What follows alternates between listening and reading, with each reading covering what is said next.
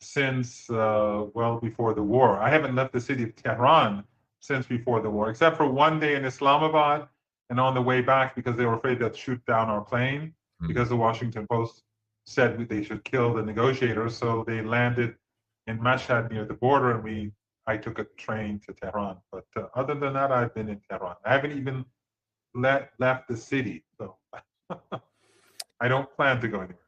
Right. Well, uh, uh, thanks so much for joining. Everyone hit the like button. That helps boost the show in YouTube's algorithm. I wanted to begin first, Marandi, with the news that just came out over our favorite fake news site, Axios. And it's a report that the United States, Donald Trump, is saying Iran has downed a U.S. Apache helicopter over the Strait of Hormuz. The AH-64 Apache helicopter went down on Monday night, overnight, and both crew members were rescued within 2 hours and are in stable condition. There was talks about drone technology having accomplished this rescue mission, and Iran is being said to have conducted this strike. Now, Professor Marandi, I wanted to ask you first your thoughts on this, but also how overall you're viewing the situation, because at this moment it appears the United States and Donald Trump is not prepared for actual peace, but is not prepared to escalate into a full-scale war either, especially since, and we haven't talked about this either,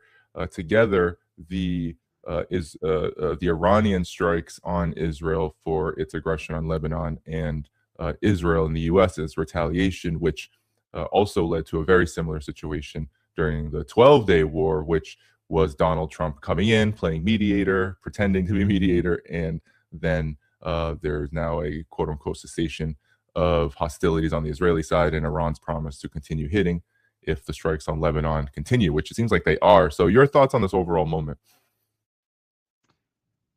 I think that we're seeing what we're witnessing is the United States carrying out aggression and destroying the global economy and slaughtering many thousands of people at the behest of the Israeli regime. And why is it doing it on behalf of the Israeli regime?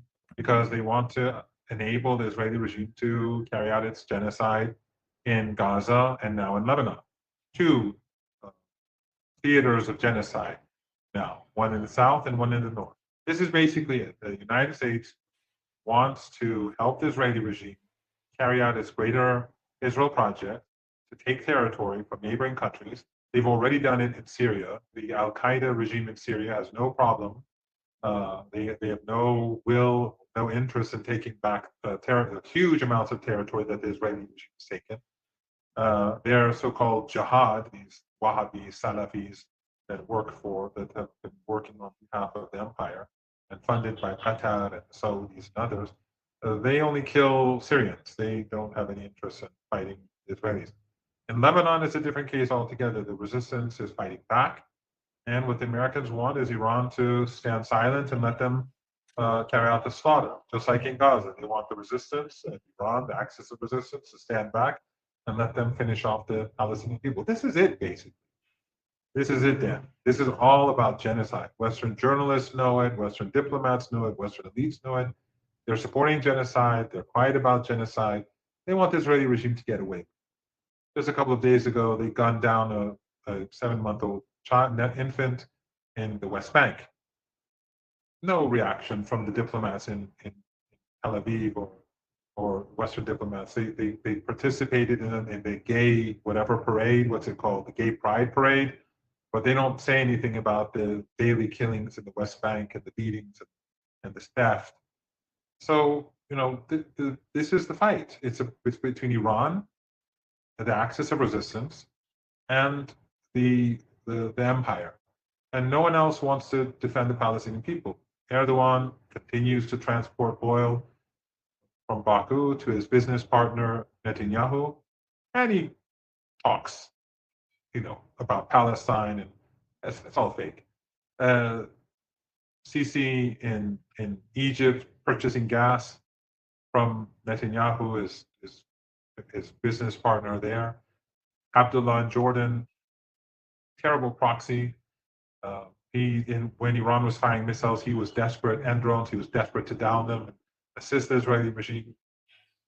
So, all of this axis of assistance, as I once called it a couple of years ago somewhere, this axis of assistance and the axis of resistance are two completely separate entities. Right now in Lebanon, we're also seeing the same thing. In Lebanon, you have a puppet government that was installed by the Americans and the Saudis. This puppet government, the president and the prime minister, they don't have a popular mandate. The votes that they got were far less than the Hezbollah-led coalition in the last parliamentary elections. But they were installed by force. What are they doing? They are preventing the refugees from southern Lebanon from going to different parts of the country, trying to use sectarianism and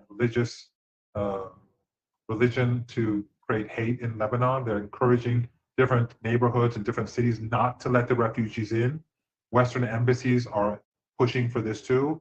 Western NGOs in Lebanon are pushing for this so they're cornering the supporters of the resistance in southern Lebanon who've lost their homes and their cars and their businesses. And then they prevent Iran or Iraq from giving any aid. We can't send tents. We cannot send, because the government in Lebanon wants to bring them to their knees, the resistance. They want to humiliate them, break them.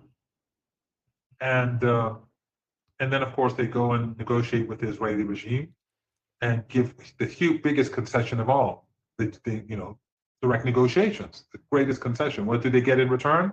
The Israelis bomb and kill a lieutenant general and two other people in his convoy.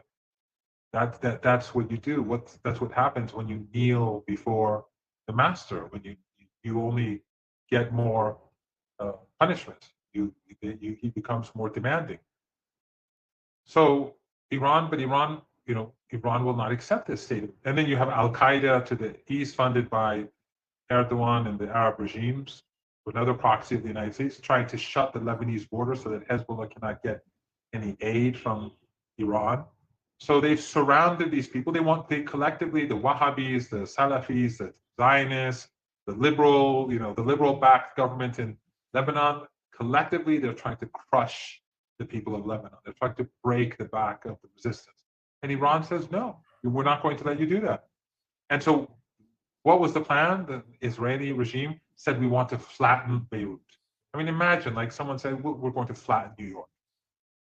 It's like unbelievable how easy it is for them to say this, and no one responds in the West. You don't see Western members of parliament giving fiery speeches about crime, genocide and crimes against humanity. You don't see any congressmen you don't see Canadian journalists or British journalists or Australian journalists, no, except for alternative journalists and the good people who you and I know or know of. They're all indifferent. They all support it. They all try to create a narrative to justify it. The beheaded babies, the fake rape accusation. They use that for a full year or so, just to let the Israelis get away with the genocide.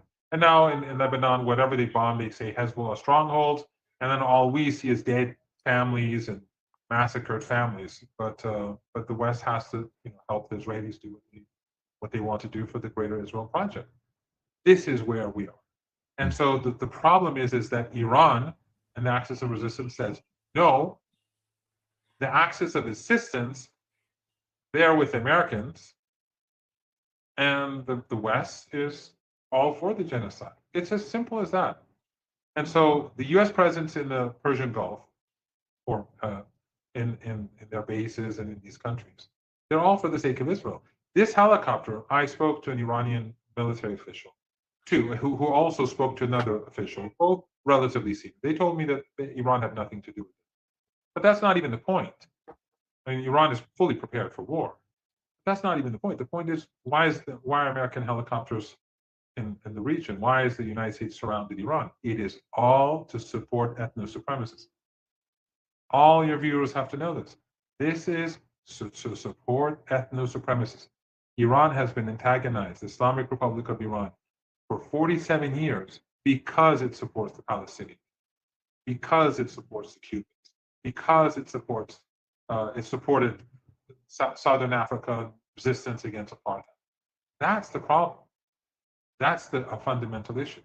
And since the U.S. ambassador said that the Israeli, his interview with Tucker Carlson said if the Israelis take the entire region, that's fine. This is what the battle is about. If Iran does not stand up to their expansionism, they will take Lebanon, they'll exterminate the population, they'll take Gaza, they'll take the West Bank, and they'll continue to move forward. So there's no other way forward. And if we do appease them, they'll just become more aggressive.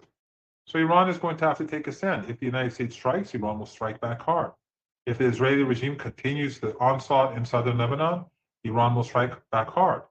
And then, in addition to that, there will be no agreement unless the genocide in Gaza stops. Iranians have said that you have to implement that fake peace agreement. All those regimes of our region, Erdogan and Sisi and Abdullah and all the other, I should be careful about my wording, even though I'm not in government. All these traitors to the Palestinian cause, they went there, they whitewashed Trump, they endorsed his ceasefire, and since then over 1,000 Palestinians have been murdered, and they've done nothing. And now Netanyahu is taking more and more territory in Gaza. So what should Iran do? What should the axis of resistance do? They have no option but to remain steadfast. Yeah, those are important points, Professor Rondi. And what is so suspicious about this Apache helicopter incident that Trump is referencing? And I'll just pull up one more time the Truth Social post. I didn't pull it up in full. I just read the way more intelligent drop site news, but this is the Truth Social post exactly. And he was informed by his great military, Trump's great military, as probably he was at the Knicks game, I guess. The Iranians shot down one of our highly sophisticated Apache helicopters patrolling the Strait of Hormuz. There are 2 pilots involved, yada, yada, yada. They're safe. The United States must respond to this attack. Now, the suspicious thing about this, Professor Rondi, is that it seems like the United States, Donald Trump, they're very keen on presenting certain events as Iranian hostility while hiding, for example, what Iran actually did during what Iran would consider its legitimate retaliation against Israel because of Israeli aggression on Lebanon. And I just want to pull up satellite imagery which shows that Ramat David Air Base, the air base that is responsible at least for the fighter jets that are flying out to strike Lebanon. There's quite a difference. I mean, I'm not a satellite technology expert, but there is a difference between the before and then after, likely some kind of missile drone related fire, rubble damage being presented there. So Donald Trump said that the missile attacks, he told Israel, nothing was hit, everything's fine. You don't have to, please do not retaliate. That's been the narrative. Israel didn't listen anyway. But the point here is that there seems to be some selectivity going on in what is Iranian hostility and aggression and attacks on U.S. assets versus what Iran is actually doing, which has been downplayed from the very beginning. To me, that's suspicious. But what are your thoughts? Well, since the beginning of the so-called ceasefire, the United States has repeatedly attacked Iran. So if the United States helicopter went into Iranian territory once again, I would, let's say if I was an Iranian soldier, I'd shoot it down. But the Iranians have not taken responsibility. Not now, not yet. Yesterday, no one said, the military never said we downed an American helicopter. So from what I've heard from people is that this was probably a mechanical failure. But the point is that it is the United States that repeatedly breaks the ceasefire, not Iran. And the war was carried out by the United States, an illegal and murderous war where they slaughtered 168 little kids on day one and murdered our leader on day one. All enormous violations of human rights. Trump threatened to wipe out the country, liberate the country, take us back to the Stone Age. erase our civilization. This is these are the monsters that we're dealing with. And of course, Western media is never outraged by this language. They never attack him for this. They attack him for, I don't know, for other issues at home, but obviously strangling Cuba and obliterating Iran, carrying out genocide in Gaza. These are not a part of the problem. It's about the elections in California, the accusations of fraud in the local elections. That's what stirs up anger among Republicans and Democrats. So my understanding, though, is that since the Iranians have not made any comments on this, they probably did not carry it out. But that's not really important. The United States has violated the ceasefire many times before, and they'll use this as an excuse to strike again, and Iran will hit back hard. But the question is that does Trump want to drag the world into a global economic depression? Because when the Israelis began striking Iran, when they hit a petrochemical plant, Iran hit back at an Israeli plant, but then it said, if this continues, we're going to destroy U.S. In the infrastructure in the Persian Gulf region that is linked to the Israelis and Americans. And of course, everything there is linked to the Israelis and Americans because their troops are there, American troops are there. In the case of the Emirates, Israelis are there. And so that would be an end to the global economy. Right now, as we all know, things are going downhill for the global economy. The estimates with regards to how fast things are going to get bad differ. Some say June is a transition month and things are going to get much worse soon in the coming days and weeks. Some say July. Some say by the end of September there'll be a catastrophic situation, and by the end of the year, some say depression, some say much earlier. I don't know. But what I do know is that Trump is pushing the world towards economic depression, and Iran is not going to back down. Iran is not going. What the Americans and the West want to happen is for Iran to forsake the Palestinians and the Lebanese, and that's not going to happen. They want to enable the Israelis to carry out ethnic cleansing and genocide in Lebanon, and to continue the ethnic cleansing and genocide in Gaza, and for the Iranians to have an agreement where they get a few $1 billion and then it's not going to happen. Iran is different from all these other countries. The axis of resistance is different. And people have, I don't want to go into ideology and religion, but I think I told you before, like anyone who reads about Iran going to Tehran, Alice of Crook's book Resistance, I think they'll learn a thing or two about the reality of Iran, and they'll better understand why Iran does this. But it's not just about the Palestinian people and the Lebanese people, which is for Iran key. I mean, without the end to these massacres and war, we're not going to accept an agreement. That's the end of the story. But it's also the fact that if you appease these people, if you appease this ethno-supremacist regime and its ethno-supremacist allies in the United States, they're going to go after you. If you show signs of weakness, they'll come after you. They're not the sort of people who will say, "Okay, they're weak, so let's leave them alone." No, they'll tear you apart, and that's what we saw. That's what we see in Syria. The Jolani regime, they're good at slaughtering Syrians. They've been doing it since 2011, and Iraqis at the behest of foreign Western powers. But when it comes to Israel, everyone is quiet. They're all submissive. Is the Israeli regime withdrawing from all those territories that they've taken during the last year, ever since the fall of the Syrian government? They've taken huge territory, a huge amount of territory in the south, far larger than the Golan Heights.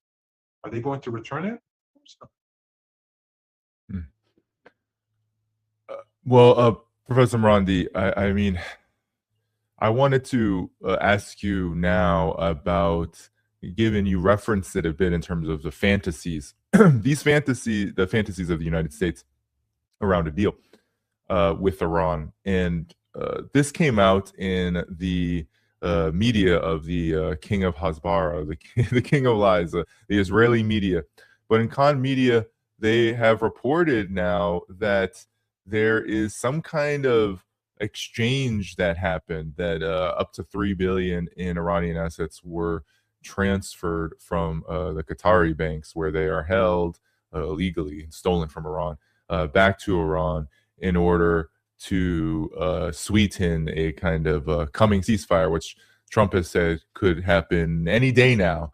But he has said this, and I'll pull it up as you're speaking, 38 times since the April ceasefire began, that there would be a new deal, imminently. And, it just so happens to always come around the time when markets are opening or closing. So, Professor Rana, your thoughts on this? What is Khan News saying? Did this even happen? Do you have any understanding of what's going on here? I don't know. I really don't know. I should have asked actually before the show, but I was so busy asking about the helicopter that I forgot about this, because I heard this just an hour ago. I know that a plane from the Emirates came during the war, and people have been asking what is this about, and I'm just as curious as anyone else.